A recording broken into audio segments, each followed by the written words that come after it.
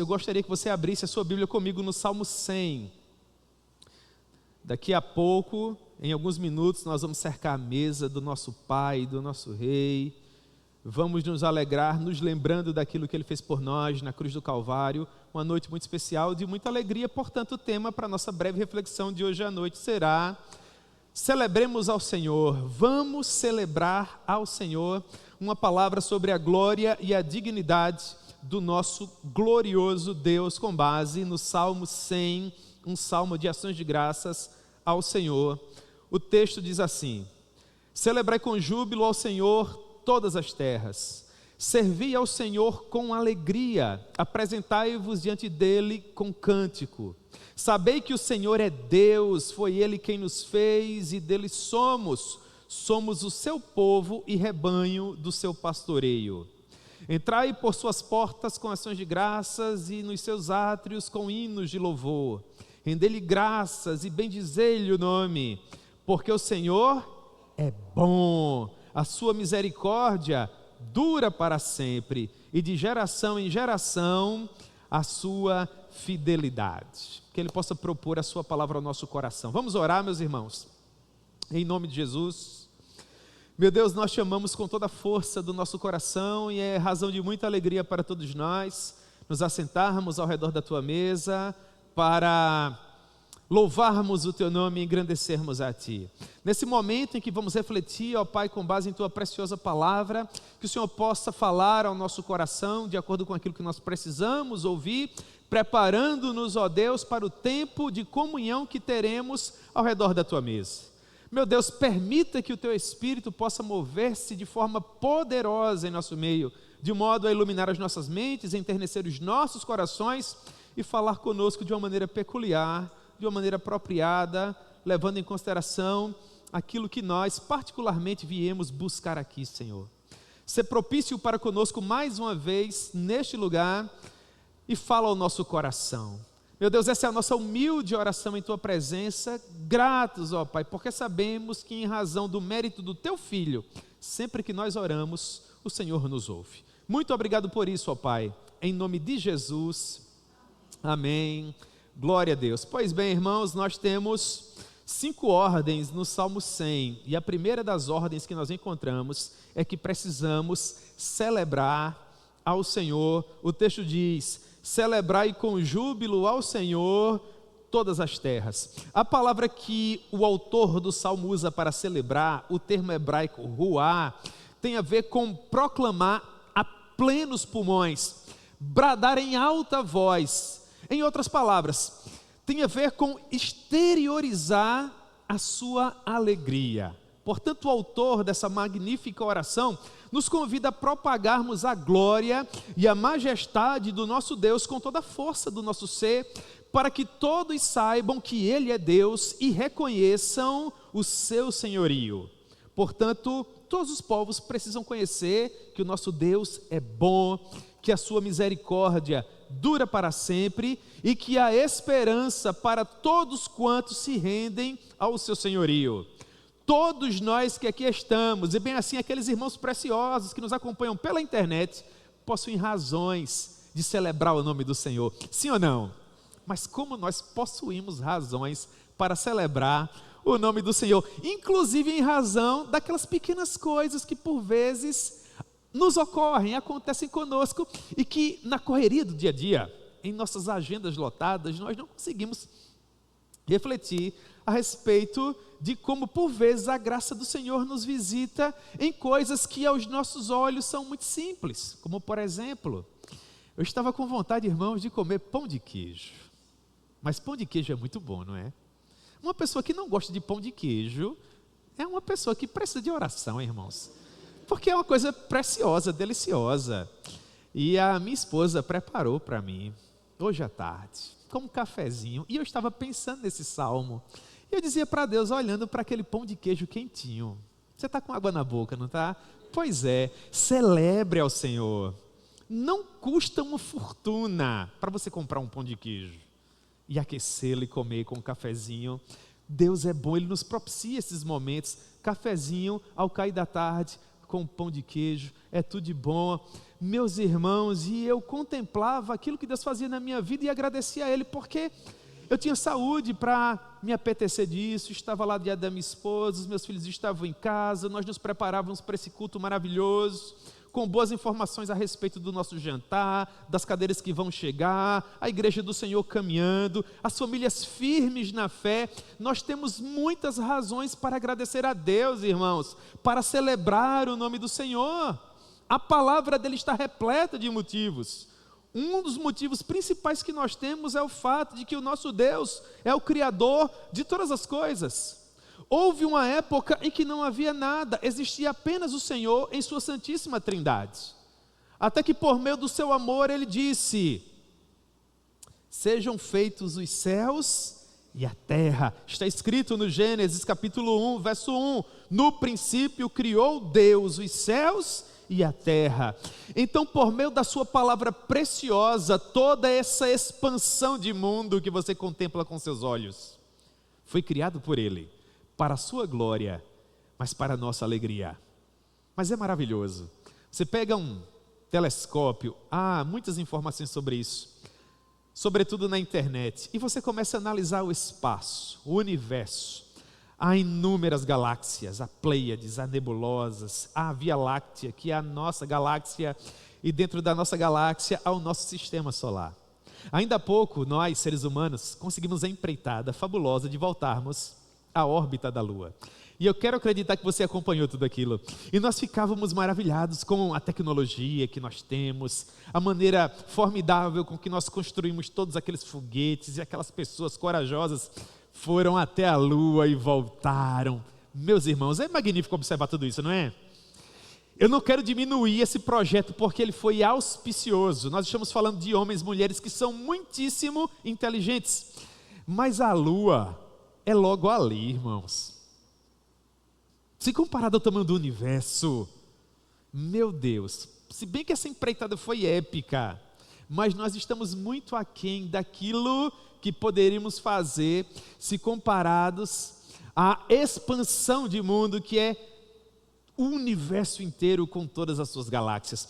Certa vez o pastor John Piper estava lecionando teologia e um dos seminaristas perguntou assim para ele: Pastor Piper, por que é que Deus fez o universo tão grande? A maior parte do universo nós ainda nem contemplamos, de tão vasto que ele é. Por que Deus fez o universo tão grande? Resposta do pastor Piper: para mostrar que ele é maior. Então você olha para tudo isso e você fala no seu coração: o meu Deus é muito maior. Ele precisa se inclinar para enxergar esse universo. Nós temos motivos para adorá-lo, para engrandecê-lo, irmãos. Ele é muito precioso. Mas ele não apenas cria todas as coisas, ele também as mantém. Tudo que existe foi criado pelo nosso Deus e é mantido por ele.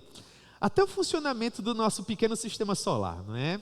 Ao longo de um ano, a Terra faz uma volta completa ao redor do Sol, e durante um dia ela faz essa volta completa ao redor do seu próprio eixo, e por isso nós temos as estações do ano, e bem assim dia e noite, e temos um ano com 365 ou 366 dias, tudo perfeitamente milimetrado para que ocorra em seu devido tempo, em seu devido lugar. Do ponto de vista humano, é difícil conseguirmos contemplar tudo isso, porque é tudo muito grande para nós, em nossas limitações. Mas há algo que está contido em tudo isso, que manifesta perfeitamente a glória de Deus. E você pode observar tranquilamente, na próxima vez que você viajar até o litoral.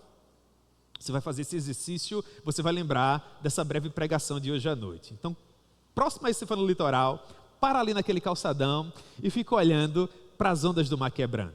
É impossível alguém que sai do interior, como nós, que somos interioranos, e vai até a região litorânea e observa o mar, aquela expansão de água, e não diz assim. O que é que a gente diz quando olha para o mar? Primeira vez que olha para o mar, assim que chega, o que é que a gente fala? Glória a Deus. Não é verdade? É glória a Deus, que coisa magnífica. É vocabulário de crente, é conversa de crente. Você está com uma amiga, você está com um amigo, você está com alguém da família, você toca assim nele e fala: é lindo, não é? Glória a Deus. Aí se tiver uma pessoa do outro lado, você, tá vendo que coisa linda? Aí você repete, glória a Deus, e a pessoa, glória, começa, é um culto, não é verdade? Observa as ondas do mar. Onde é que elas quebram? Ora é aqui, ora é ali, é algo descompassado, assimétrico, elas quebram onde elas desejam, ou é tudo perfeitamente milimetrado, preparado? Mas é tudo muito bem preparado, não é? A onda vem com uma força colossal, mas no lugar determinado ela quebra. É magnífico, né, irmã Socorro? É bonito. Há um texto bíblico que trata sobre isso, Jó capítulo 38. Ele diz, Jó 38:8. Quem foi que encerrou o mar com as suas portas, quando ele irrompeu da madre? Que criou o mar, irmãos? Foi o nosso Deus. E no verso 10 e 11 de Jó 38, ele diz, fui eu que lhe tracei os limites. Eu lhes pus ferrolhos e portas, fui eu quem disse, até aqui tu virás e não passarás adiante. Aqui se quebrarão o orgulho das tuas ondas. Não importa o tamanho, ela tem que ficar onde ele determinou. Mas todo dia, irmãos, já imaginou? Às vezes nós compartilhamos uma ordem com alguém, a pessoa obedece hoje, obedece amanhã, daí a pouco ela começa a desobedecer, você tem que reiterar. Você já está vacilando, você estava indo até bem. Com filho é bem assim, não é? Você tem que obedecer, aí volta a obedecer, daí a pouco você tem que reforçar novamente. Com o nosso Deus é diferente.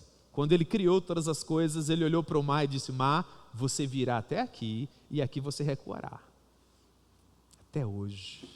E Ele está lá. Nesse momento as ondas estão quebrando enquanto eu estou falando e elas seguem obedecendo, porque Deus não apenas criou todas as coisas, Ele mantém todas as coisas para a glória do nome dEle, e Ele faz tudo isso por meio do seu Filho, do Senhor Jesus Cristo. Colossenses capítulo 1, verso 16 está escrito, pois nele, leia-se, em Cristo foram criadas todas as coisas, nos céus e sobre a terra, as visíveis e as invisíveis, sejam tronos, sejam soberanias, quer principados, quer potestades, tudo foi criado por meio dele e para ele.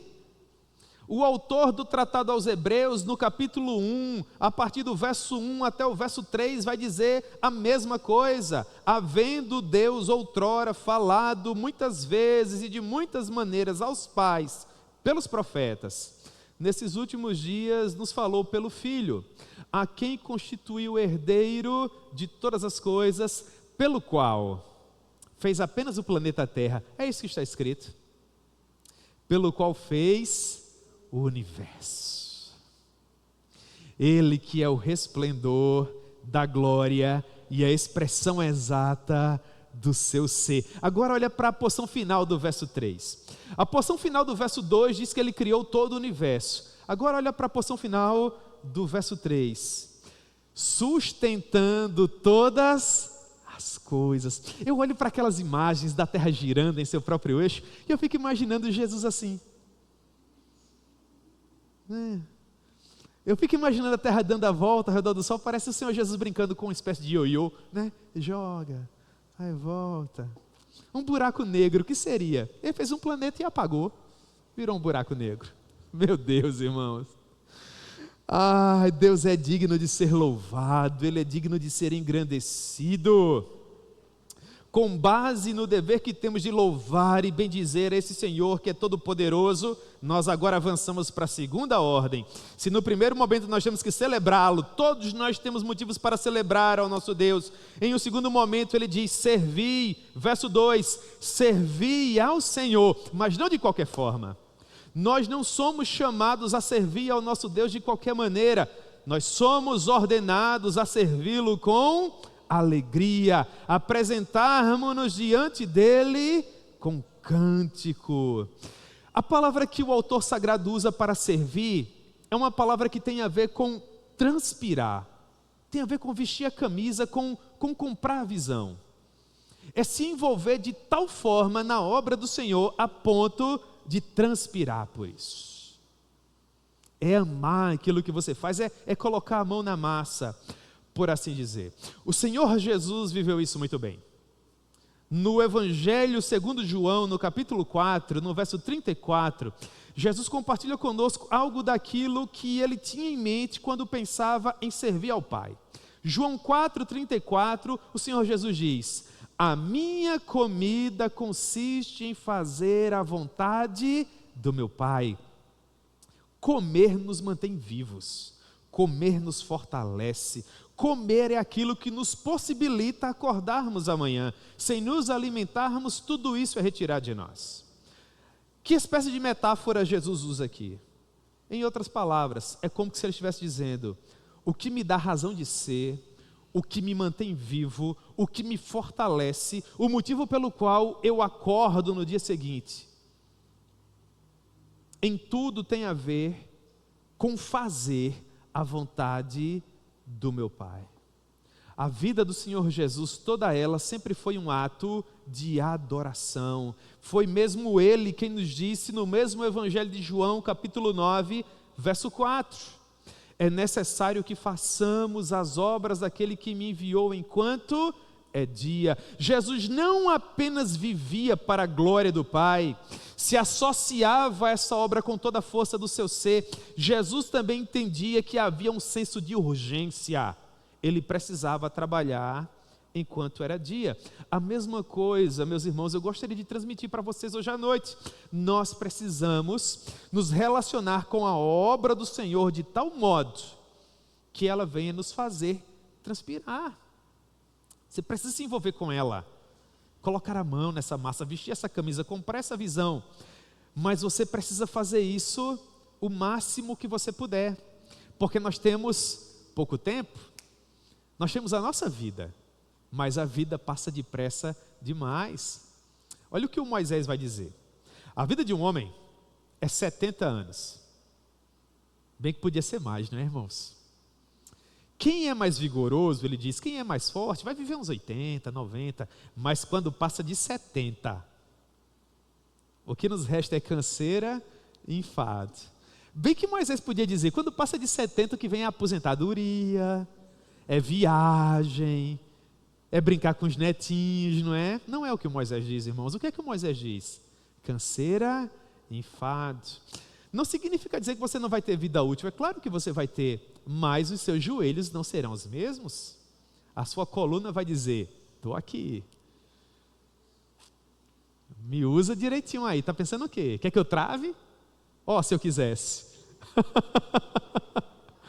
Pois é, irmãos, você precisa trabalhar enquanto é dia e você precisa fazer isso com alegria. Há tanta gente boa que nos antecedeu, que conseguiu fazer isso. Se esses irmãos preciosos conseguiram, nós conseguimos também. O apóstolo Paulo, em Atos capítulo 20, estava se despedindo da igreja de Éfeso. E ele diz algo que fala muito ao meu coração. Atos capítulo 20, verso 24. O apóstolo Paulo foi alguém que compreendeu bem a missão. Ele disse: em nada considero a vida preciosa para mim mesmo, contanto que complete a minha carreira e o ministério que recebi do Senhor Jesus. Paulo diz, eu não estou preocupado em morrer, por exemplo. Eu estou preocupado em falhar. Eu não considero a minha própria vida preciosa aos meus próprios olhos. Mais precioso para mim é fazer a minha vida valer a pena. O apóstolo Paulo foi um homem que, pela graça e misericórdia do Senhor, conseguiu servir ao nosso Deus com alegria. Essa foi a nossa segunda ordem encontrada no Salmo 100. A primeira delas, nós precisamos celebrar. Você tem que celebrar, meu irmão. Você tem que celebrar o seu aniversário, o aniversário de quem você ama. Você não pode fazer aquela festa, compra aquele bolinho no supermercado, coloca uma vela em cima, põe essa pessoa preciosa para apagar e depois compartilha o bolinho com ele. Isso é celebrar, né? Torna um café da manhã comum uma festa, ou um almoço, ou um jantar. Celebre. Se você puder celebrar, celebre. Mas sirva ao Senhor, não de qualquer forma, sirva com alegria. Terceira ordem, essa é preciosíssima, é uma ordem que está para todo ser humano. Sem cumprir essa terceira ordem, nós jamais conseguiremos encontrar satisfação em nada. Nós procuraremos felicidade em todo tipo de lugar e em todo tipo de relacionamento. por mais preciosas que sejam as pessoas que convivem conosco, se nós não conseguirmos cumprir a terceira ordem, nós jamais seremos felizes. O que é que ela diz? Sabei que o Senhor é Deus, foi Ele quem nos fez e dele somos. Nós somos o seu povo e rebanho do seu pastoreio. É isso que você precisa saber. Essa é a informação mais importante do seu currículo. Você pode terminar bem o ensino médio, submeter a um exame vestibular, que agora é chamado de Enem, cursar uma boa universidade, fazer uma pós-graduação, enriquecer o seu currículo, viajar o mundo inteiro, se tornar um profissional festejado, badalado. Se você não conhecer o versículo 3 do Salmo 100, você sabe muita pouca coisa. Porque todo o conhecimento que você tem não vai ser suficiente para propiciar um céu de glória para você. Não há engenheiro, por melhor que ele seja, que ele consiga construir um céu. Só há um lugar semelhante a esse, é a casa do nosso Deus. E para habitarmos lá por toda a eternidade, nós precisamos saber que Ele é Deus, foi Ele quem nos fez e dele somos. Dentro de cada ser humano existe um vazio do tamanho de Deus, e ele não pode ser preenchido com nada, à exceção desse Deus. Nós temos, por exemplo, em nossa cidade, uma festa que dura 30 dias, pouco mais, né? Essa semana, eu estava lá no engarrafamento, e eu pensava a respeito disso, né? 30 dias de festa, irmãos, nem quem gosta mesmo de festa suporta uma coisa dessa, não é? É 30 dias. Começa a contar aí, 1, 2, 3, você não consegue nem terminar, você já fica ali cansado, entediado, meu Deus, é muita coisa. Ainda que uma pessoa frequente uma festa por 30 dias, ou 60, 90, 120, eu poderia passar a noite multiplicando 30 aqui.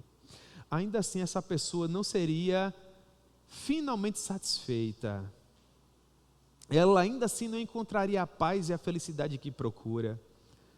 Porque a paz e a felicidade que nós, seres humanos, tanto ansiamos e procuramos, só pode ser de fato sanada, resolvida, quando nós sabemos que o Senhor é Deus, foi Ele quem nos fez e dele somos. Nós somos o seu povo, somos rebanho do seu pastoreio, que todos saibam. Só há um nome pelo qual importa que os seres humanos sejam salvos. Esse nome é o nome de Jesus. Não há salvação em nenhum outro, porque abaixo do céu não existe nenhum outro nome dado entre os homens pelo qual importa que nós sejamos salvos. Satisfação real só em Jesus, felicidade real só em Jesus, plena paz e santo gozo, como diz a velha canção, só em Jesus, irmãos. Nós podemos ter acesso a quaisquer coisas que tragam satisfação e felicidade. Um dia essa satisfação vai passar, um dia essa felicidade vai passar, mas quem tem Jesus é sempre satisfeito. Quem tem Jesus é sempre feliz, ainda que as circunstâncias sejam adversas. Pastor, com isso o senhor quer dizer que quem tem Jesus não tem problema? Pelo contrário, quem tem Jesus tem problema, só que vai resolver com Jesus. Quem tem Jesus possui dissabor na vida, não tenha dúvida, só que vai passar pelo dissabor com Jesus. Tudo é diferente com Jesus, irmãos. Tudo é diferente com Ele. Você quer ter acesso a toda essa felicidade? Você quer encontrar essa satisfação que o seu coração tanto almeja? Eu vou dizer para você o que você tem que fazer. Está escrito em Romanos capítulo 10, verso 9. É algo simples. Está escrito, Romanos 10, 9. Se com a tua boca confessares a Jesus como Senhor e em teu coração creres que Deus o ressuscitou dentre os mortos, serás salvo. Mas isso é magnífico.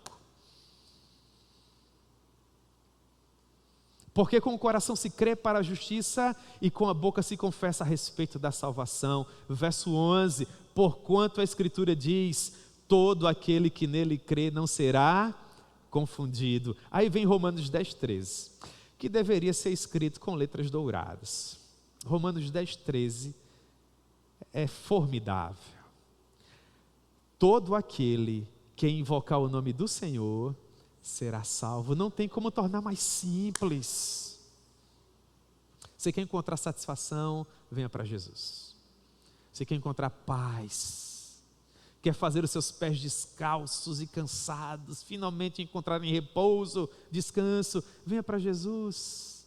Evangelho de Mateus capítulo 11. Vinde a mim todos vós que estáis cansados e sobrecarregados, e eu vos aliviarei. Mas que convite extraordinário!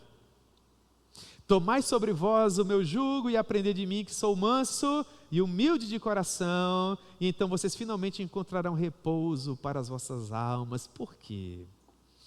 Porque o meu jugo é suave e o meu fardo é leve. Não tem como ser mais belo, irmãos. Que maravilha é servir a Jesus, o que nos leva à quarta ordem: entrai por suas portas com ações de graças. Uma vez que você sabe que o Senhor é Deus, o que é que você tem que fazer agora? Venha para a casa do seu Pai. Você já andou muito tempo por aí à procura de felicidade onde você jamais haveria de encontrar. Agora você sabe que o Senhor é Deus, foi Ele quem o fez e você pertence a Ele. O que é que Ele te diz agora? Volte para casa. Entre por essas portas com ações de graças. Passe por esses átrios com hinos de louvor, renda-lhe graças, bendiga-lhe o nome. É isso que nós precisamos fazer, irmãos. Louvar a Deus. Louvar a Deus. Nós temos que louvar a Deus porque foi Ele que nos criou, porque é Ele que nos mantém, mas também porque é Ele que concede o ar que nós respiramos, o alimento com que nos alimentamos, a água que bebemos, a roupa que vestimos, o teto que nos protege do sol e da chuva, cadeira nova para sentar na igreja, paredes pintadas, irmão, tudo é Deus, água mineral. É tão bom, não é, irmãos? Deus é tão generoso. Irmãos, eu já disse tantas vezes aqui no MEDS, eu já estou de graça nesse planeta. Houve uma época que para comprar um livro, eu tinha que juntar dinheiro uns 3, 4 meses. O primeiro livro que eu comprei foi desse jeito, está lá. É como, o livro é para mim como a moedinha número 1 do tio Patinhas. Se você tem a minha idade, você sabe quem é o tio Patinhas. Pois bem, ele tinha muita moeda, ele ficou conhecido por isso, né? Mas ele tinha a moedinha número 1, é como esse livro para mim. Havia uma livraria no princípio da rua Maciel Pinheiro, ela não existe mais, agora é uma ótica no lugar. O nome da livraria era Grafitas. E ela vendia sobretudo mimos, pelúcias, alguns brinquedos, presentes, e havia uma pequena biblioteca lá. E eu queria um livro do Charles Spurgeon, porque em um livro emprestado, eu tinha lido uma referência que o Charles Spurgeon era o príncipe dos pregadores. Aí eu tinha que ler o príncipe, né, irmãos? Para minha surpresa, para o deleite da minha alma, havia um livro, o título era O Melhor de Charles Spurgeon. Quando eu vi esse livro, irmãos, parecia que havia um coral de anjos, que dizia assim, oh! Só que o livro custava R$33. R$33, há quase 2 meses atrás. Muito bem, Joseusa, eu peguei a dica. Era uma fortuna, irmãos. Aí eu comecei a juntar o troco do pão, o troco do leite, e por aí vai, né? E meu pai perguntava, tem troco? Coisa nenhuma, não tem troco aqui não. Até que finalmente eu consegui, irmãos, eu levei numa sacola plástica assim, ó, as moedas. Para não correr o risco de alguém comprar no meu lugar, eu escondi o livro, com certeza, né? Dentro da loja. Cheguei lá, comprei o abençoado livro. Mas eu calculei errado, aí faltou o dinheiro da passagem para voltar. E Deus me deu assim qualidades maravilhosas quando eu era jovem e solteiro. Eu era pobre, feio e morava longe. Se você é como eu, bem-vindo. Pois bem, aí eu saí ali da Praça da Bandeira até próximo do Jardim Verdejante a pé. É o caminho de uma vida. Eu cheguei uns 2 anos mais velho em casa. Aí comprei o livro, chegou no plástico. E eu não tirei o plástico, irmãos. Eu ficava uns 2 ou 3 dias, eu não estou exagerando não, eu lia a capa, aí lia a contracapa e guardava no meio das minhas roupas. Segundo dia, eu lia a capa, lia a contracapa, guardava no meio das roupas. Quando eu ia dormir, eu botava o livro do meu lado. Aí tirei o plástico. Você não tem ideia do ritual que foi. A fineza, a delicadeza com que eu tirava aquele plástico. Aí depois, lê uma orelha, lê a outra orelha. Aí li todo o índice. Vi quem traduziu, quem escreveu, quem publicou, tudo isso, que ninguém lê. Para finalmente começar a ler o livro. Nesse livro, eu li que um dos livros que mais impactou Charles Spurgeon foi O Peregrino, do John Bunyan.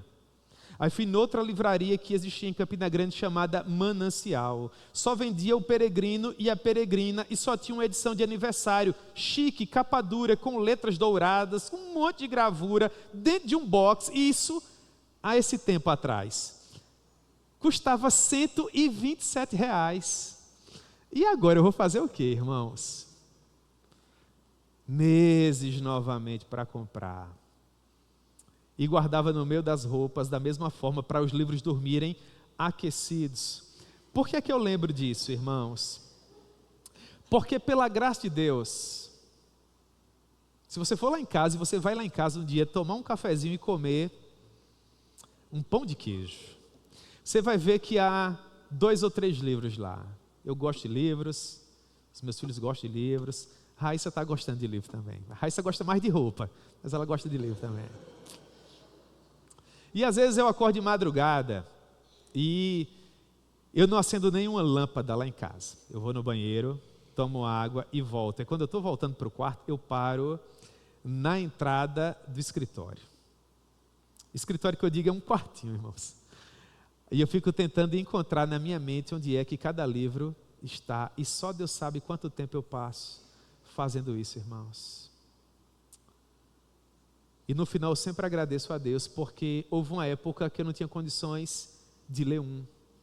Os livros que eu li, os meus amigos me emprestavam. Foi com muita dificuldade que eu comprei um e depois comprei 2. Quando algo custa muito para você, você tende a quê? A valorizar.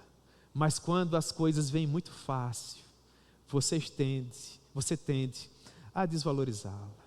Às vezes nós não paramos para valorizar o ar que nós respiramos, a água que nós bebemos, a comida com que nos alimentamos, as roupas que nós vestimos, o teto que nos cobre. Deus tem sido muito generoso com a família que temos, com a casa com que nós vivemos, o trabalho por meio do qual nós colocamos o pão na nossa mesa. Tudo isso é graça, irmãos, foi Deus que nos deu, e mais, a salvação por meio da qual nós estamos tão firmes, foi Deus que nos deu também. Sabe por que Ele faz isso? Verso 5, e com ele nós encerramos. Ele faz isso porque é bom. Eu digo para Deus: Senhor, Tu és tão bom, tão bom. Senhor, Tu és tão bom, a Tua misericórdia dura para sempre, de geração em geração a Tua fidelidade. Houve uma época que o salmista parou e ele falou com toda a força do coração, Salmo 34:8, provai e vede que o Senhor é bom. As misericórdias do Senhor são a causa de nós não sermos consumidos, porque as suas misericórdias não possuem fim, elas são novas, elas são renovadas a cada manhã. Se Ele foi muito generoso hoje, muito misericordioso, você não tem ideia de como Ele vai ser amanhã. Ele é sensacional, eu amo esse Deus. Em tudo isso nós enxergamos tanta graça, irmãos. Mas tanta graça. Ontem um novo pastor foi ordenado aqui em Campina Grande e eu estava lá. No meio das homenagens, aí convidaram o pai do rapaz para fazer um discurso.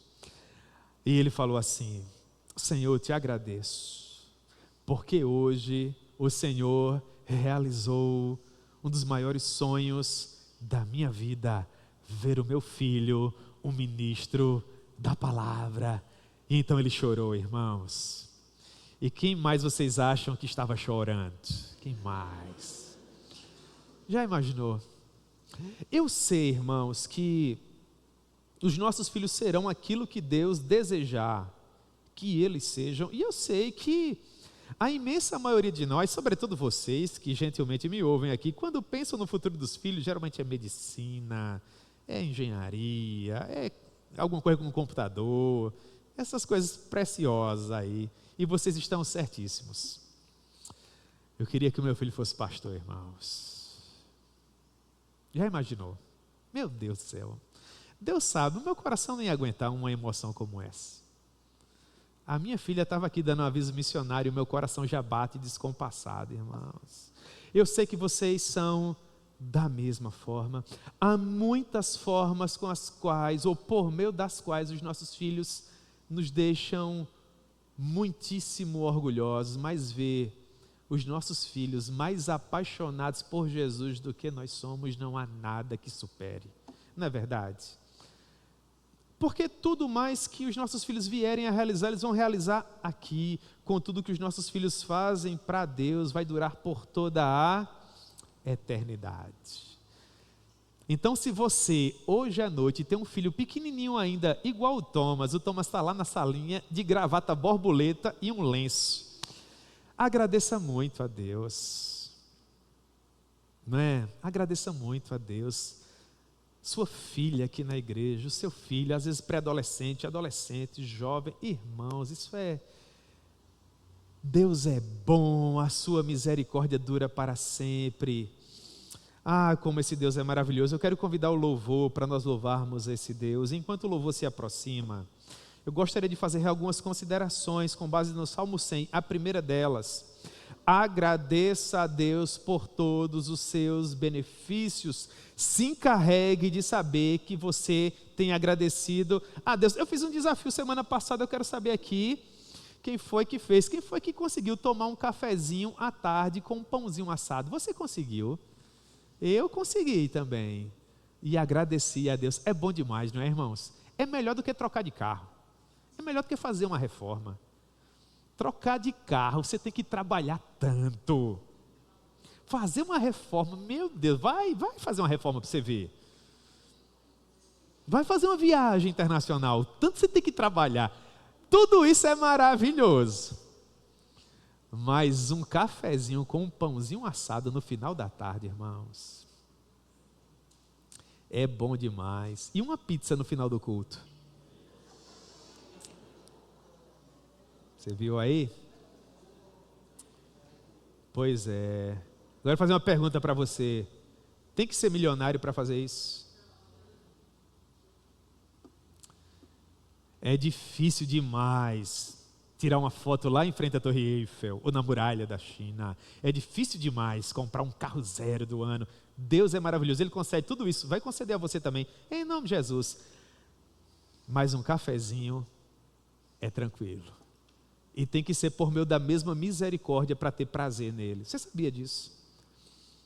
É um presente da graça. Há muita gente boa que vai colocar um cafezinho e vai comer um pãozinho assado. E sabe o que é que ele vai sentir? Nada. Está vendo que é um milagre? Segundo o conselho, se empenhe por experimentar a bondade do Senhor. Olhe os conselhos desse homem. Celebre ao Senhor, sirva a Ele, saiba que Ele é Deus, entre por suas portas com ações de graças, prove que Ele é bom. Que conselhos formidáveis. Terceira aplicação: ajude a maior quantidade de pessoas possível a fazer a mesma coisa. Amém?